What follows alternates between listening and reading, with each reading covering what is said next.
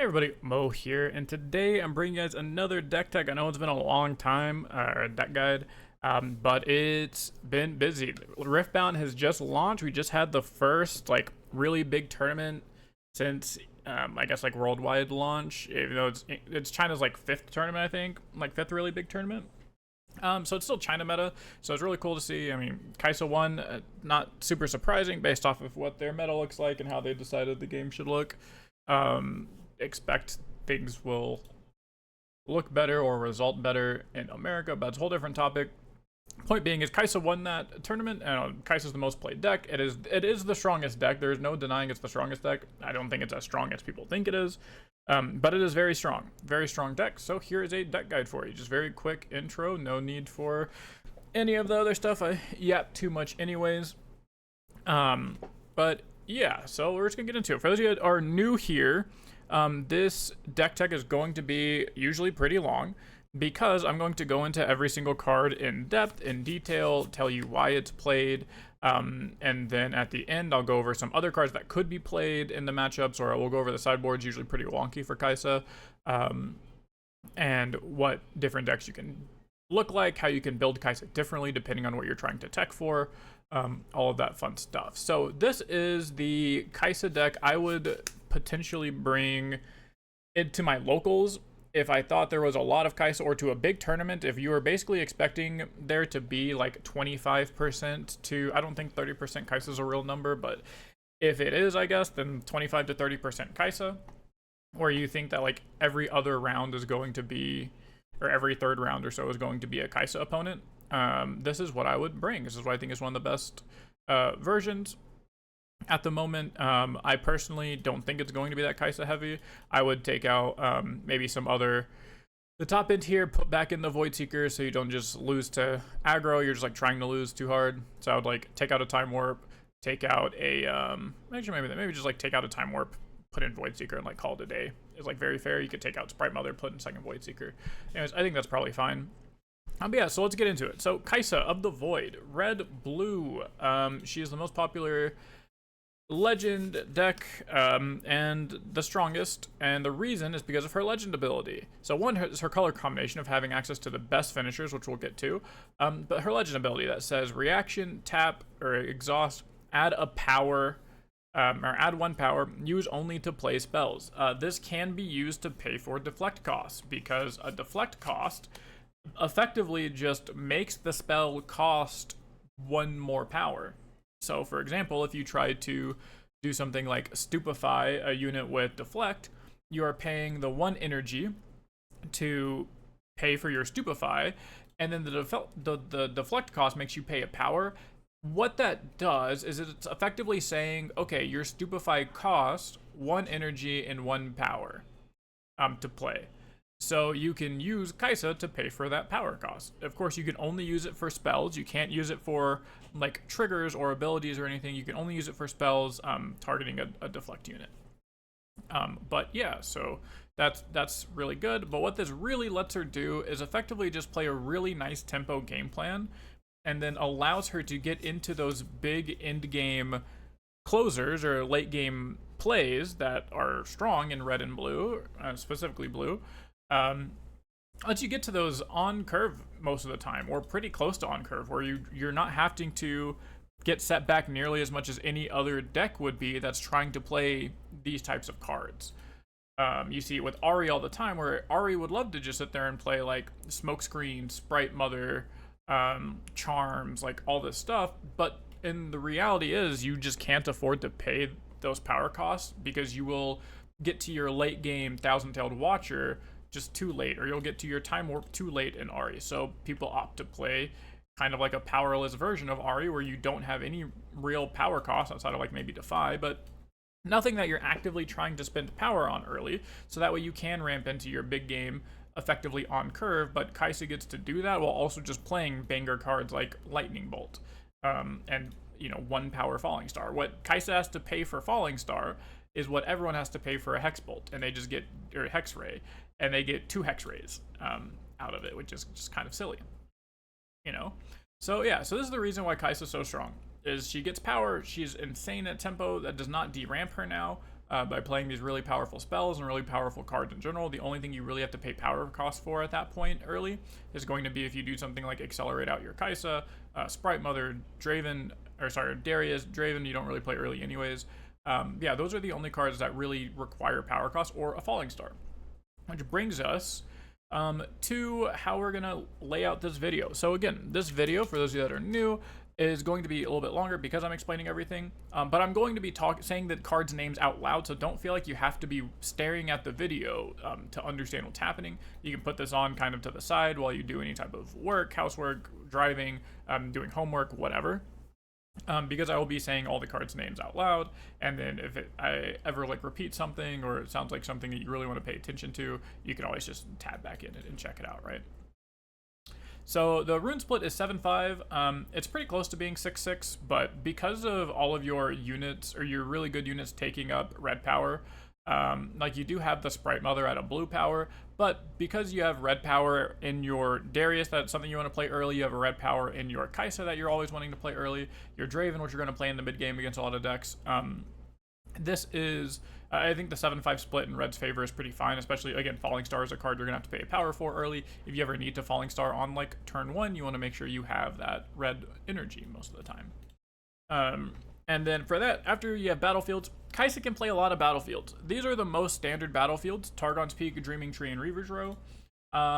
There's some variations you can play. I personally think these are fine. Reaver's Row is the only one that's kind of tricky because in the mirror matches, anytime you're playing Kaisa mirrors, and if your opponent Kaisa gets their red Kaisa on Reavers before you, it leads for a not great time. And it just becomes this fight over Reaver's Row, and that's never really a fun time. It just turns into like who has more Void Seekers, who has more answers. Not really a fun time. Someone can just completely run away with the game. Dreaming Tree is big. They changed Dreaming Tree to nerf it for Kaisa and other decks, but nerfed it. Then they reverted it to make it go back to how it used to work. But basically, Dreaming Tree, the way you have to activate this in Kaisa is effectively cleave your own unit to draw a card. You have retreat your own unit to both protect it, channel a rune, and draw a card. One of the most common things you do is you stupefy your unit, which effectively turns stupefy into a 1 energy draw 2, because you target your own unit with stupefy, so that draws you a card from the Dreaming Tree, and then stupefy will resolve, and then it draws you a card from the stupefy. If it's your turn, there's not really much your opponent can really do to interact with this. If it's your opponent's turn and they're fighting the other battlefield, because let's say, for example, you have a student here, Ravenbloom student, and you have like 2 mana up, or 2 energy up, there's a chance they don't want to just run into your Ravenbloom student, so they go to the other battlefield, opens up a showdown window for you, you stupefy your student, draw 2, and then call it a day. Right, and that feels not too bad. 1 energy draw 2, so that's why Dreaming Tree's there. And then again, Targon's Peak is there to protect your units. You accelerate out a Kaisa, you can accelerate out a Kaisa onto Targon's Peak, untap 2 at the end of your turn, and then now you just have like, you know, retreat available, smokescreen available, Hexray available, some combination of like Void Seeker available. You just get a lot of protection available, stupefy plus Hexray, all that type of stuff from just Targon's Peak. And it lets you just have, again, really big tempo plays, which is what Kaisa is best at, what Kaisa dominates at, is tempo. Now, this build and other builds are slightly slower once you get to the top end, but for the most part, it plays fairly tempo heavy with how many units you have in it. So it plays 3, 4, 5, 6, 7 2-drops, and then 3 Noxus Hopefuls, which Noxus Hopeful is effectively a 2-drop if you have another spell you can play, even if it's just like a Stupefy, or you Hextech Ray, kill something, play a Noxus Hopeful. That's an insane turn 2 or turn 3. Like, that's a great use of 3 energy. But yeah, so this deck is really tempo heavy, and then your end game is trying to close out into different matchups, and that's where your sideboard comes in, and your choice of like sideboard cards comes into what matchups you're trying to hit. So we're just gonna start at the top bottom, go over each card, why they're in the deck, their main purposes. Some of them will be very easy. Some of them I'll go a little bit more in depth on. Then I'll go in depth on why Kaisa is so strong. And that'll be kind of like the end of the video, is explaining why Kaisa looks so strong when she's not really, I say so strong, she's not really that much better than every other deck. Why does it feel that way? Why do results show this thing? And we'll go over that at the end. So first off, we'll go over Kaisa Survivor is your chosen champion, Red Kaisa, the queen herself. So 4 energy, no power cost for a 4 might unit is already fine. Says when I conquer, draw 1, and then it does have accelerate. So for 5 energy and 1 power, you can just accelerate Red Kaisa. This is insane. Having a 4 energy, no power card means that you can just tempo out Kaisa whenever you're wanting to just develop a unit. If you're on 6 energy, let's say it's turn 3, and you went first turn 3, you can easily just go, okay, cool, develop a Kaisa, develop a Noxus Hopeful. Cool, I just developed 8 might worth of unit on turn 3. One of them's going to draw me a card. One of them is 4 might, which is a really good break point in that early stages of the game. What are you going to do about it? And then if you ever do have the extra runes and extra energy, this is where if you're like going second, for example, if you're going second, you can just accelerate a Kaisa on turn 2 and then go take a Reaver's Row. Now your Kaisa is going to be safe because she's on Reaver's Row, so if your opponent can't really attack into her, they have to have some sort of spells or non-combat way to deal with the Kaisa. Or you move her into the Targon's Peak, which then untaps 2 runes at the end of your turn, so you can have the retreat energy open, X-ray energy open, like whatever combat trick, smokescreen open, to be able to protect her for that turn. And just being able to draw a card means that most of the time she replaces herself. So a lot of Kaisa, as you see, you don't actually play a lot of cards that draw cards. You play a lot of cards that replace themselves, and those are 2 different things. You're never gaining card advantage by playing a card, so you're never like making your hand bigger. But what they do is, again, they cycle. So you spend 1 card to get 1 card, you play 1 card to get 1 card. And that's a very common thing in what your Kaisa deck cards are doing, except for Red Kaisa. Because she starts the game in the champion zone, which is effectively an extension of your hand, but not actually in your hand, that means that she does actually just draw you a card, and she does just make you go +1 in card advantage whenever she conquers, which is pretty good. So having this tool at your disposal is really good for those reasons. And the people asking like, well, if she's so good, why don't you play multiple Kaisas? And the truth is you can.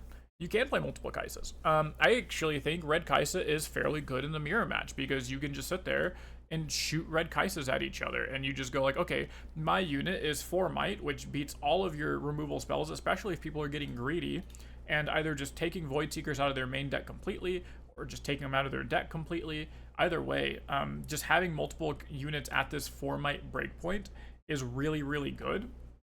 You'll get over anything smaller than you in the early turns, and then you're also dodging things like the Falling Star or the Hex Ray on your opponent's turn that they could be playing. So they can't just go Falling Star, kill your Kaisa, and something else. They have to pair that Falling Star with like a Stupefy or an Orb of Regret, something to make it actually, like pseudo deal 4 damage or kill the Kaisa. Next, we're going to go into your 1 mana spells. So Kaisa is one of the few decks when it plays the colors that has multiple of 1 mana spells that you want to play. Stupefy is one of them. It's very bread and butter, so it's just 1 energy, give a unit -1 might to a minimum of 1, and then draw 1 card. It's just a very cheap combat trick that cycles itself. Again, a lot of application this has is just as a way to cycle itself to its end game pieces, so you can draw your end game. It's really nice to have whenever you are having a Ravenbloom student in play, so it is effectively an on guard. It's a 1 energy, 2 might difference because it gives your opponent's unit -1, and it gives your Ravenbloom student +1, so it's a 2 might swing. That's very strong. Anytime your opponent comes in with breakpoints, Stupefy is really good. When your opponent has 4 might units, Stupefy lets your 3 might stuff kill, like I was just talking about. If your opponent has a Kaisa and Noxus Hopeful in play, you can just go Stupefy, Falling Star, and that kind of sounds like, oh, well, you just used 3 cards to kill my 2 cards, and one of them was in the champ zone and drew me a card, so you must be super down on card advantage, until you realize that all of the Stupefies replace themselves. So effectively, card advantage wise, they just went 1 for 1, really, because they just used only the Falling Star is the only card that didn't get replaced, and then killed 2 of your units. Of course, the Kaisa started in your champ zone, so it's just like a 1 for 1 at that point. But if it was for like 2 hopefuls, or a Yordle and a hopeful, or like a Sprite Mother and a hopeful, cool. Well, now it's, again, you used 1 card, the Falling Star, paired with the Stupefy, but because it cycles, it's effectively still just 1 card being spent out of your hand, and you killed 2 of their units, so you like 1 for 2'd them, which is quite nice. So those are the applications for Stupefy. On top of, don't forget, you can draw your card with it. Next is Cleave. Cleave is another card that helps with Dreaming Tree. We'll draw a card off of that. But most of the time, Cleave is paired with Darius specifically. You can pair Cleave with Kaisa or with smaller units to get over mid-sized units. But for the most part, the only units that you're trying to cleave are going to be the Darius, the Student, or the Kaisa. I guess sometimes Watcher, if you have enough energy to like accelerate Watcher and have cleave, that's pretty nice. But that doesn't happen super often. You're just trying to set up like Darius cleave, 6 energy, you get 10 mites worth of units accelerated attacking, which is insane. You use it on the Kaisa to be able to kill whatever's on the board that your Kaisa's attacking into, and then also just draw your card from the Kaisa. And then you use it with Student because it effectively turns into an 1 energy +4 when you use it on Student, which is just a shit ton of value. Next is Hextech Ray. This is just simply Lightning Bolt for Magic the Gathering. It is a very solid tool of removal for early and mid-game units. Falling Star is very strong because it kills multiple units, obviously in the base, but the fact that 3 is a really big breakpoint. If you just look at this Kaisa deck, dealing 3 to something kills just about everything in their deck outside of Darius, Draven, Watcher, and the Kaisa herself, and that's before you pair it with things like a Stupefy or a Smokescreen. Smokescreen Hexray kills Watcher. Smokescreen Hexray kills Darius. Smokescreen Hexray kills a 7-Might Draven. Pairing these might reduction cards with your pure damaging spells is really how this Kaisa deck just kind of pulls ahead and gets a lot of tempo back, because on top of that, she's not having to pay a power for this Hexray. So if you do a play like Stupefy Hexray, kill any 4-might unit, well, you've spent 0 power to do that, so you're still just fully ramping 2 on the following turn, and you'll get to your end game just about on curve. Next is Retreat. So there's only 2 Retreat. I was on 3 for a long time. I think a lot of people are on 3. Retreat is a really insane card, lets you do a lot of tricky stuff that your opponents at lower levels might not calculate for or expect. One, it's a save spell. It doesn't have to target a battlefield or a unit out of battlefield. It just simply says return a friendly unit to its owner's hand. Its owner channels 1 rune exhausted. A unit can be in your base, on a battlefield, attacking, not attacking, defending, whatever. And you effectively just save that spell. So if you attack in with your Kaisa on a Targon's Peak, you conquer, draw a card, ready 2 runes, your opponent just tries to do something like a Void Seeker on it on their turn. They go, okay, cool, ready all my runes, Void Seeker Kaisa, deal 4 to her. You say, nice, retreat my unit. Super sick. The biggest application that Retreat has outside of that is there are 2 really niche things that you should pay attention to right here if you're not fully paying attention. There are 2 extremely niche things you can do with Retreat that people don't necessarily know about and don't do nearly as often as they should. One is you can retreat your top end or accelerate units to replay them. Meaning you can do something like in the late game on 9 energy, go play a Sprite Mother, get a 3-might accelerate unit, retreat the Sprite Mother back to your hand, play the Sprite Mother, boom. That's 9 energy, technically 8 because you ran to 1 with retreat, but you need 9 energy to play the combo, and now you have 6 might of accelerate units. That's a really good end game combo. You can do things like Darius, move in, attack. If you have a Darius in play already, move Darius up, conquer, retreat the Darius, play the Darius, he enters readied for 6 energy again, and now you just have another 7 might conquered unit, or 7 might accelerate unit to go conquer with. You can bounce your Thousand-Tailed Watcher. So let's say you played Thousand-Tailed Watcher on the previous turn, you can accelerate in, get a bunch of points, your opponent tries to counter with their Watcher or their Darius or their whatever, their Dead Bloom, you say, okay, cool, retreat the Watcher back to my hand, next turn, replay Watcher, attack again, probably for lethal at this point, and be super fine. That's really big. Now, the 2 more things, so 3 total, that are really big applications that people are missing out on is 1, retreat channels a rune. So it channels a rune. People look at your runes and just say you're getting +2 next turn. So if you're on 5 runes, they're going to play greedy. They're going to say, okay, well, if you're on 5, next turn you go to 7. Okay, 7, you can't accelerate a Watcher. I'm going to do something like try and get a hold. That'll get me my point tempo back. If you don't know what point tempo is, I have an entire article on point tempo. you should check that out. But effectively, you have to hold at some point or stop your opponent from conquering to regain point tempo if you're behind. So they'll say, oh, you can't go to 8, just full send in here to hold. And you say, okay, cool. In response to literally any trigger or even a conquer, or the showdown, I mean, if they just send everything in all at one time, which you shouldn't be doing, but if they do make that misplay, you can retreat any unit on your side, and then now you're at 6 runes all of a sudden on your opponent's turn, because it comes in exhausted, but it's exhausted on your opponent's turn, meaning when it gets to your turn, you now channel 2, and then you're at 8 all of a sudden, and you do have that Watcher energy available. You can Watcher now. You can do like Darius cleave and then have 2 energy up for like a smoke screen or something, or a star, or whatever you're trying to do. But mostly for 8 energy, you're trying to just have an accelerated Watcher that they weren't playing around because they saw you were only on 5 going to 7. So showing that you are on 6 going to 8 now is a really big difference and can really punish a lot of people. And the biggest thing that people don't do, mostly because I just don't think people fully understand how Falling Star works, is, especially in this mirror match, which is such a big deal, is one of the most correct things you can do in this matchup and in Ahri matchups, which is really, really, really big. So this is a retreat tip, and I'm going to go over this in my Ahri deck tech video that comes out, I want to say tomorrow, but I don't want to lie to you, so probably within the next couple of days, if not tomorrow.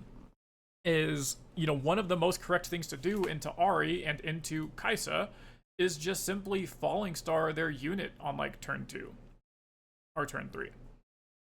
Like, that is legitimately just the best play. Just don't let them have that tempo, especially if you're Kaisa and you only cost you 1 power. Let's say they go like turn 1, you go first as Kaisa, right? So you go turn 1, play my 2-drop, whatever 2-drop it is. Play Powdery Poro, best case scenario, right? Played your Powdery Poro turn 1. Your opponent Kaisa goes, okay, turn 1, play Ravenbloom Student. The best thing for you to do as the Kaisa that went first in that spot is actually just to Falling Star their Ravenbloom Student. Just straight up on turn 2. You just Falling Star their Ravenbloom Student. You remove all of the tempo that they possibly had. They go to 5 runes next turn, which means all they can do is accelerate out of Kaisa. But if you Falling Star, you're going to have 2 runes untapped, and you just pass with like a Poro in play and 2 runes. They're not going to attack their Kaisa into your Poro. Any spell on 2 energy or less is going to just delete that Kaisa and not do anything. And that's really bad, because then you get to go to your turn and you get to accelerate Kaisa and just be super happy, right? And you're, again, ahead in point tempo, ahead in cards, and it's going to be not a fair game to play. So one of the best things you can do is Falling Star people's units on turn 1 before they even have a chance to pump it or attack or start holding or conquer a battlefield to start hiding cards, like etc. Just shoot their unit on turn 2, and people don't do that enough. But the counterplay to that in this mirror match is if somebody is a good player or a bad player, either way, and they just go Falling Star your unit on turn 2, and they already have 1 to 2 units out, there's a window, because Falling Star's reflexive triggers, they don't actually target with Falling Star as they play it. So you let them cast the Falling Star, and you say, okay, in response to the Falling Star, before it resolves and before you choose targets for your reflexive triggers, I'm going to retreat my unit back to my hand. So now, because you've retreated the unit back to your hand, you've channeled your rune, you have no units in play because it's only turn 2, and all you did was like play a unit on turn 1 or whatever, right? You force your opponent to target their own units with Falling Star. And this is a really big play that comes up in Ahri a lot, which is insane. But this is going to be something that catches both really good players and really bad players off beat. Because really bad players will just go, me have kill spell, me kill thing. And really bad players will also play out stuff before they Falling Star. Because, you know, you have your very basic fundamentals of like conquer first, then use energy. So they're going to do that. They're going to like conquer first, then they're going to play a unit. Let's say that, you know, they're on 5 runes, so they just play like a lecturing yordle to see what they draw for turn. So they went turn 1, play a student, move up, conquer, cool, turn, you know, play a lecturing yordle, see what you draw for turn. Maybe they draw into the Falling Star, and they say, okay, I'm just going to Falling Star your unit, so I just have full tempo advantage, like, all in all. and you just say, okay, in response to the falling star, retreat my 1 unit. Well, now you have to choose targets for your falling star. And, they will most likely just going to choose the Yordle twice and like shoot the Yordle twice, but you made them kill off their unit. So now they spent their entire turn effectively recycling a card and killing one of their own units. If they're really, really bad, they will play cards before they conquer because they don't have good fundamentals, and they will just immediately cast a Falling Star, and you just retreat, and now they have to kill the Ravenbloom student before they kill the Ravenbloom student before they even got the conquer point. So they don't even get the conquer point in the tempo for going first. They just killed their own unit for free. And that's a really big trick and a really big play pattern that people are not doing enough and are not watching out for, is the retreat your own unit in response to Falling Star. Of course, this only works really in response to Falling Star if you only have 1 unit in play, or like 1 unit and then maybe a unit with like, what's it called? Like deflect or something. So now they have to pay the deflect cost. Like that's really good for you. But that is still just a trick you have to look out for either in early turns or even in late turns when they like kill everything except for the 1 unit and then they go to try Falling Star. You can, counter that somehow. Next is Pouty Poro. This is a very solid 2-drop. We're going to get into our 2-drop suites. Our Pouty Poro is the best 2-drop for the mirror because it has deflect. Your opponent can't do something, just go like Hex Ray it. They can't Falling Star it well. They just can't kill it at all really without having to attack it to it. And if they have to attack it to you, maybe you're at a spot to where you played a lecturing Yordle, so you're protecting it somehow, or you have spells to kill their unit first, retreat, stupefy, cleave, whatever. Just very solid 2-drop with deflect. Deflect means that they can't really target it. Next is Ravenbloom Student. The best 2-drop in the game, one of the best units in the game.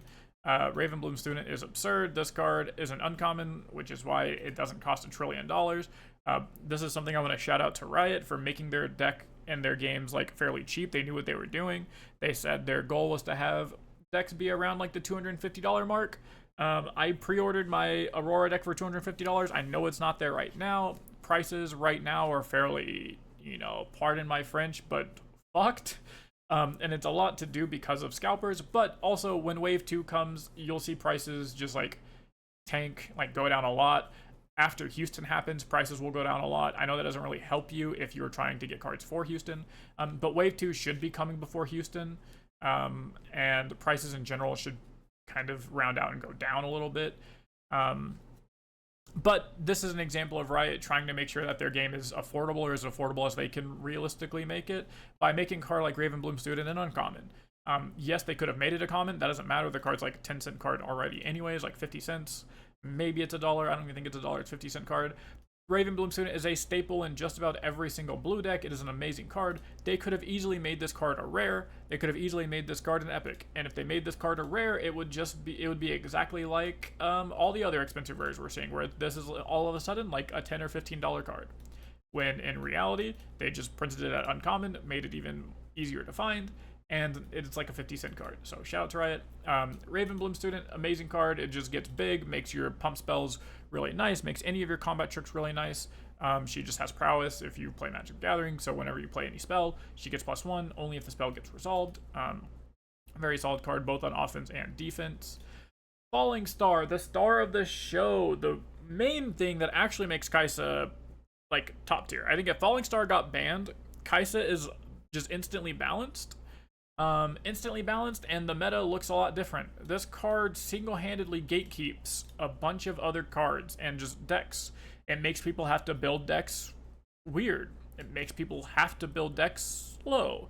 Ahri is a great example of this. Ahri, when you build her in any way other than a Time Warp, kind of like control-y, not really tempo, but like ramp type deck, if you build her in any other way than that, she just gets dogged on by Kaisa because of Falling Star.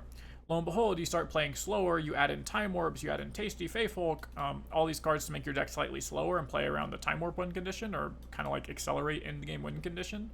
And you're like 50-50 into Kaisa, or like pretty close to it. You're like 49% at worst, like into Kaisa. And because you're no longer just like losing the game to Falling Star. But this card is single-handedly keeping a lot of decks out of the meta, mostly because Kaisa only has to pay 1 power for it, so there is no downside. There's just straight up no downside to this card in Kaisa. It is too strong.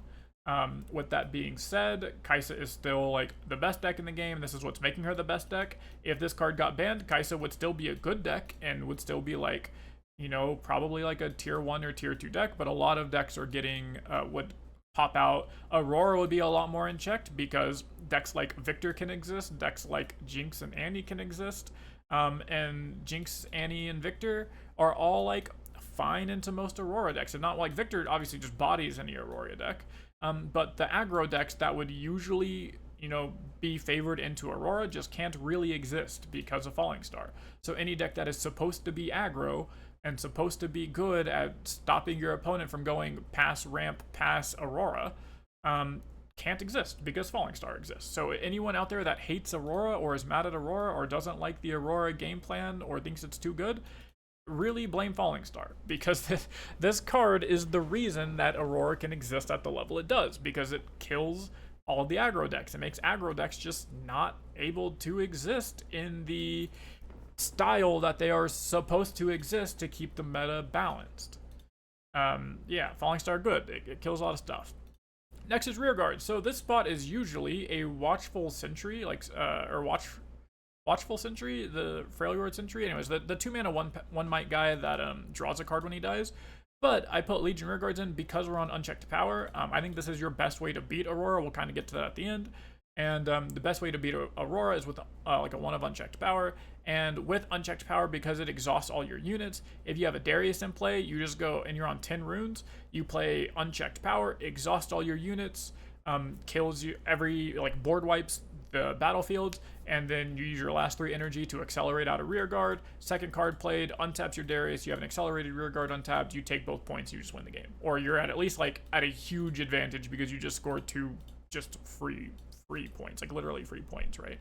And you're chilling.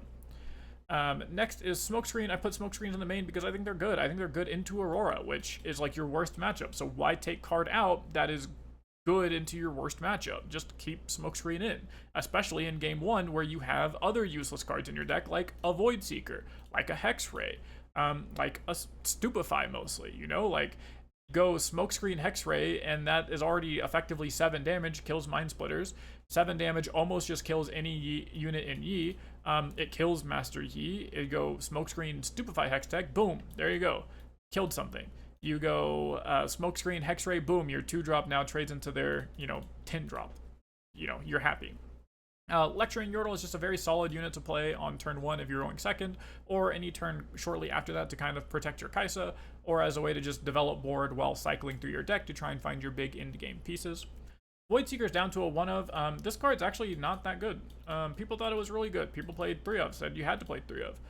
It's just not really that good. It's specifically not good into Aurora, which is your worst matchup, and anything not named Aurora, you're already good into. You're already pretty fine, if not good into, with your Hextech Rays and your Falling Stars and your Stupefies and your Cleaves. So why play card in main deck that is just bad, if not literally dead, into your worst possible matchup? Just take those out and make slots for cards that are good into that matchup, right? I still put some in the side because you do really want them for matchups like the mirror match. I like it because it can kill Kaisas, especially if you know they're on multiple Kaisas. But for the most part, I still don't bring them in the mirror unless you see them play multiple Kaisas, or you just have insider info that they're on multiple Kaisas. Mostly they're in here for the Ahri matchups, the Yasuo matchups, any deck that plays kind of mid-range units like Set and stuff. Not really, actually not even against Set, because any orange deck is just going to bring in Unyielding Spirit, and you don't want to spend 3 energy to get blown out by 1 energy, right? So 1 Void Seeker in the main is fine. Bring these in against non-orange decks that play a bunch of units, and you'll be okay, into Annie, Jinx, Ahri, decks like that. 3 Hopefuls we already talked about. It's just a pseudo 2-drop. It is a very, very, very, very, very high tempo play. It is 2 energy for a 4-might unit. This card solos Victor. Victor is a dog shit deck, and no one should be playing Victor if your goal is to win. I cannot express how just unbelievably bad that deck is for how much hype it got, but it's because of cards like this exist in other decks where they just spend 2 energy to put a 4-might body in play, and Victor cannot deal with 4-might. 2 energy for a 4-might body is going to be hard for a lot of aggro decks like Yasuo aggro. They fold to Falling Star, but you don't even have to Falling Star if you just go 2 energy, play a Hopeful, attack with a Hopeful, put a Hopeful on a battlefield. What do? All of their early aggro units are 2 might. they're going to have to double pump it to get over the hopeful, or they just single pump it to trade. And that's like not good. That's really not good. So you just have a really, really high efficient tempo play. You pair this with cards like, again, the Hex Race, or you do something like for 3 energy, kill an opponent unit on a battlefield, play Hopeful for 2 energy.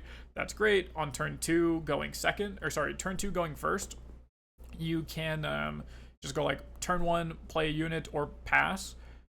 Turn 2, play a 2-drop, play Hopeful, boom, just develop like a bunch of bodies. I've seen people on turn 1 going first. I mean, I say I've seen people, I've done this where my opponent played a unit. I didn't really have a 2-drop in my hand, but I had like Hopeful, Stupefy. So I just went Stupefy your unit, you know, draw a card, play Hopeful. Boom, I started my turn with a 4-might unit. And then what are they going to do? There's no 2 energy unit that's going to survive a Noxious Hopeful attacking them on turn 2. So they can't really go into a battlefield without now having to either develop on that battlefield to reinforce it, or pass with a bunch of mana open, or energy open, to defend it, which if they pass with energy open, you just develop more stuff on your turn and say pass, and you make them waste a bunch of energy, and it's a really, really insane tempo play. Now, One the Sprite Mother, this is a card that's really helpful into Aurora. Again, it's helpful if you have unchecked power, because it is just like Rearguard being 3 energy accelerated unit, Sprite Mother is 4 energy, have play an accelerated unit. So if you're on, it requires 11 runes instead of 10, but still same idea, which you get to 11 and 12 runes really easily against Aurora because they don't pressure you. You don't have to be blitzing out a bunch of spells like back to back that cost power cost. You're not having to blitz out a bunch of Darius and accelerate Kaisa and all this other shit.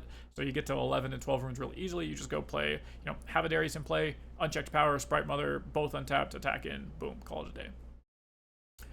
Next is Darius as a 3-of. Darius Trifarian. The red Darius is crazy. This guy is a unit. This is my vote for one of the best cards in the game, like right behind Falling Star. I think Falling Star is the best card in the game. I actually think Darius Trifarian is the second best card in the game. I think it's the second best card in Kaisa by like a mile. I think this card is insane. This is, you know, you're getting an accelerated unit for effectively 1 energy here. So you're paying 6 energy, 1 power for a 7-might accelerate unit, assuming you have a 1 cost card. And that's kind of absurd and not legal. That should not be a legal amount of energy and power to be paying for a 7-might attacker, on top of the fact that it defends for 5, which is a decently sized body in the mid game. Of course, it gets ran over by like opposing Dariuses, but as far as units go, the fact that you can play this guy on like turn 3 accelerated, there's not a lot of stuff. Turn 3, your opponent can just play and accelerate out as well to match the Darius on 5 energy, or sorry, on 5 might.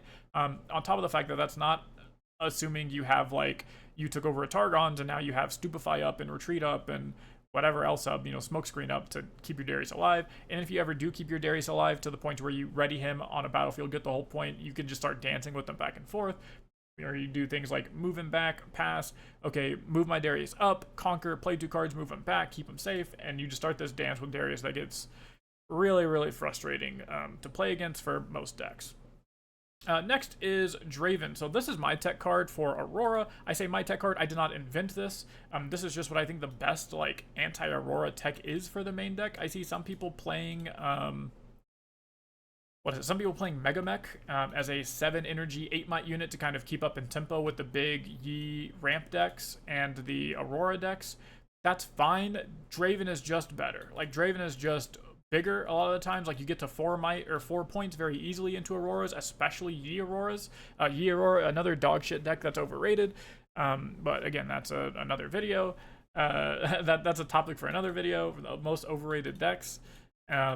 And that deck just cannot stop you from getting points. You easily start the game with 4 to 5 points, and now your Draven is big. If you can make your Draven an 8-might unit, congratulations.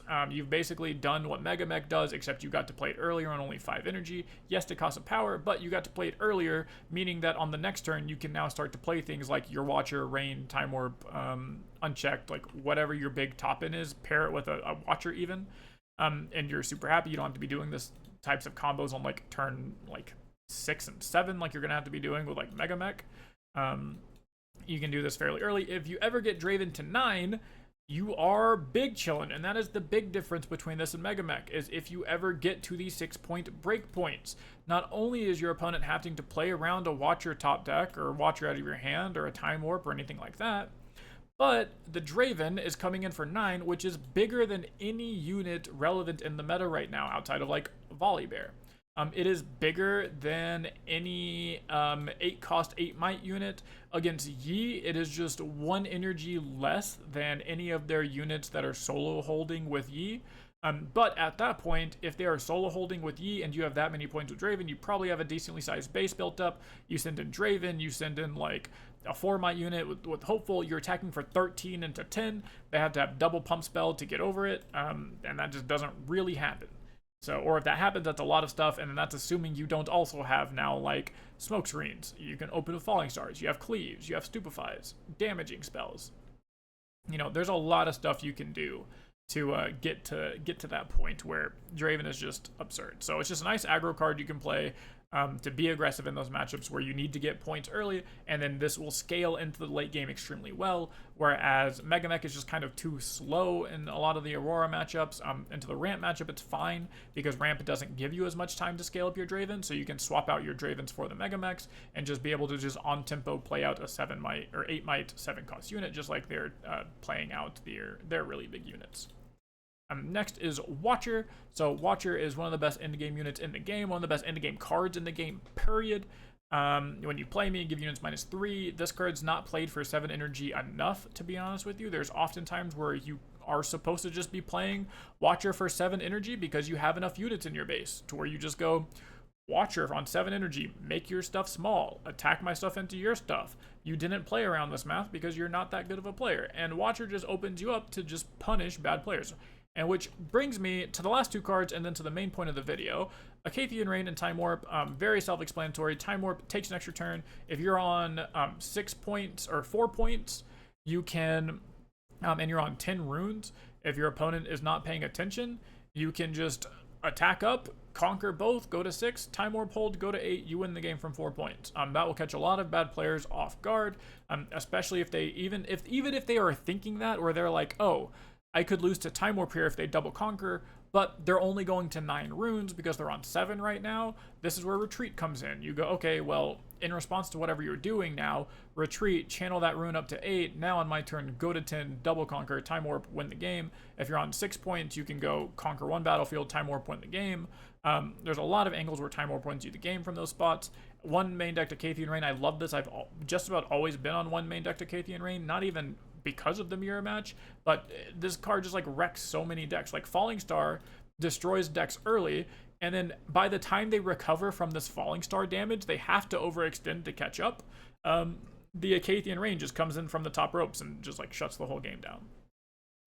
So now we'll go over, not really the sideboard. I'm going to put out a sideboard guide on my Metafy, so go check that out for Kaisa, basically explaining all the different types of sideboard cards you can build. The hardest part about talking about sideboard for Kaisa is that there are so many different ways to build Kaisa, and depending on how you build Kaisa will determine what sideboard slots you need. You can go all in on Aurora Hate and just play like triple unchecked power, triple thermo. I have a video on my Metafy for subscribers where I scrimmed against that with Aurora and dogged on it. It's not very good, so don't do it. But if you want to try it, you can. If you want to see what happens, go subscribe to my Metafy and check out that VOD of my scrim. But yeah, I'm not going to touch on the sideboard too much because I have a sideboard guide coming out on Metafy for Kaisa anyways, and it'll cover kind of like what to sideboard in depending on what type of Kaisa deck you're playing. But the main point of this video, or not really the main point is go over the deck, but the last part of this video, and a really big part, is explaining why Kaisa is so good right now and why it looks so good. And it's the same reason that Master Yi looks so good right now, when Master Yi is also not necessarily that much stronger than everything else in the deck, in the game. And that is, players are bad. People are bad. There are a lot of new card players. People that play this card game, it's a lot of people's first card game because they just play League of Legends and saw a TCG collectible thing and figured why not try it out. On top of that, even people that play card games coming from other card games are not particularly good. This is not an ego take of me saying I'm good, so watch me, and I know people are bad. It's like, you know, nobody is necessarily like, no one's mastered Riftbound yet. Nobody is like the GOAT of Riftbound. Nobody is playing perfectly right now. There are a lot of really good players, but a huge majority of players, even ones that have been playing Magic or Flesh and Blood or whatever, are bad, and they're going to come over to this game and be bad. And that's why Kaisa is good, because bad players don't know how to play around cards. They don't know how to balance into these control style decks, which Kaisa isn't really a control deck. It kind of is once you start to get really slow like this, especially the decks that won like China, where it was running like 2 Acathi and 2 Time Warps and like taking out all of this stuff, like those really slow control decks punish bad players. They are not good at balancing pressure with not overextending. So they don't know how to apply pressure that doesn't instantly lose to a falling star. They don't know how to apply pressure, they don't know how to not overextend, which leads them to losing to a falling star. Or their option is to just play one unit at a time, and then now they're not applying any pressure, so you don't have to use the falling. They don't know how to make control decks use their resources. So what happens is they eventually just get to this spot where they start falling behind because the control deck in this instance, like the not beatdown deck, has had time to scale. They've had time to get to the 8 runes, the 9 runes, the 10 runes, and they're doing stuff like double Darius, or like Darius Voidseeker, Darius Cleave, Darius Falling Star, Watcher Falling Star, like all of these insane big combos that just stop you from ever winning the game. Like maybe you got to 4 points, but you're never scoring the 8th point into the deck at that point because they're not good. There are a lot of decks that can compete with Kaisa. A lot of decks. There are a lot of decks that are like pretty damn close to 50-50 with Kaisa, if not like actually 50-50 or slightly favored. And for those of you that, again, might be new to card games or play card games and don't understand how percents work, a favored matchup is like 55%. Like if you say a matchup is 55-45, that matchup is pretty good. That's not like an even matchup. It sounds kind of even because you have 55 in there, and 55 is not too far from 50, but a 55% favored matchup is like fairly favored. You're like fairly confident you're winning most of the games. And then 50-50 matchups are games that feel close, but still favored. If you think, oh, I'm favored, but it's kind of close, and people throw around that 55 number, or like 53, 54, realistically, that matchup is like 50-50. The matchup's 50-50, and then like if it feels slightly favored for you, it's like 51% favored for you, and then 49. So when I say decks are really close to 50-50 to Kaisa, I mean like Ari, for example, is like 49-51 at worst, if not 50-50. Set is like 51 into Kaisa, if at worst going to be 50-50. There are a lot of decks that are actually even with Kaisa, but might struggle in other areas, or just are like maybe not as consistent, or don't have like the power level into other decks. Like Ari is honestly one of the most underrated decks in the game because of her power level of just being either 50-50 into her worst matchups and then just like dogging on a lot of things. Like Ari is insane, an insane example where people just want to play Kaisa because they see Kaisa do good in China. They see this like inbred echo chambered meta where they're just say have to play Kaisa or Master Yi, or you're trolling, and the only way to beat Kaisa and Master Yi is to make a greedier Kaisa and greedier Master Yi, and they just like made this echo chamber meta that they have. They also have like 30% of the meta being one deck, and if 30% of your meta is one deck, the odds of that deck winning or doing well is very high, assuming the deck is even like remotely good. I promise you, if you just like made their meta 30% Aries, how many Aries do you think are winning tournaments? It's gonna be a lot. If you had 30% of their meta being set mid-range or like set aggro decks, there's going to be a lot of set aggro in the top guns and winning. Like, that's just what happens when you make 1/3 of your entire tournament and have your best players in the tournament on that 1/3 deck. Like, between the skill gap and between people being bad into Kaisa not including a skill gap, Kaisa just wins into those decks. It's not as strong as people think it is. It is strong, and it is the strongest deck in the game, but it's mostly due to the Falling Star interaction. If you build your deck around Falling Star, know how to play around Falling Star, you are not that losing into Kaisa, and Kaisa's not that favored into you. It's just this really interesting thing that we're seeing where everyone at my locals right now, and I've seen this in a lot of locals and talking about Houston and people coming over from other card game circles, but everyone in my locals are building 2 decks. They're either trying to buy Aurora cards to build Aurora Master Yi, which is insane to me because that deck sucks, or they're trying to buy Kaisa cards to build Kaisa because they think the only 2 good decks in set 1 are Kaisa and Master Yi. And like, I showed up to my locals this last week and I just like beat everybody with Yasuo, which is not a good deck. But it's to show them that the decks aren't the thing that's winning. It's the skill difference. Like, I dropped a singular game on Yasuo. Not even a match, a singular game. And it was just like, I scrimmed into some of my students like earlier this week. I scrimmed my Yasuo aggro into Kaisa. Granted, I think we only played 2 games or 1 game, but I won that game into Kaisa. And it's because you have to play well with Kaisa. The way I look at it is like if a good player is on Kaisa and a bad player, they're against a bad player, they're going to dog on them. If 2 equally skilled bad players are, one is on Kaisa, one is on whatever else, the Kaisa player is going to win because their cards are genuinely or generally stronger, and will just like carry them because the bad player playing into the Kaisa deck won't know how to play against it. But if you put 2 equally skilled good players, one on Kaisa, one on not Kaisa, there's a lot of matchups and a lot of decks they play that either beat Kaisa or are extremely even or close to even into Kaisa. I mean, we're looking at Sold Out, for example. If you're new to the scene, you don't know or don't follow online tournaments, America hasn't had any official tournaments because the game just launched, but we've been having online tournaments for about 3 months since we've gotten the cards in July, or had the cards released, the card list fully released in July. There's a guy named Sold Out, that effectively one-tricks Annie at this point. He's like the best Annie player in the world. And this guy is just like shitting on Kaisas left and right. That matchup's not good for Annie.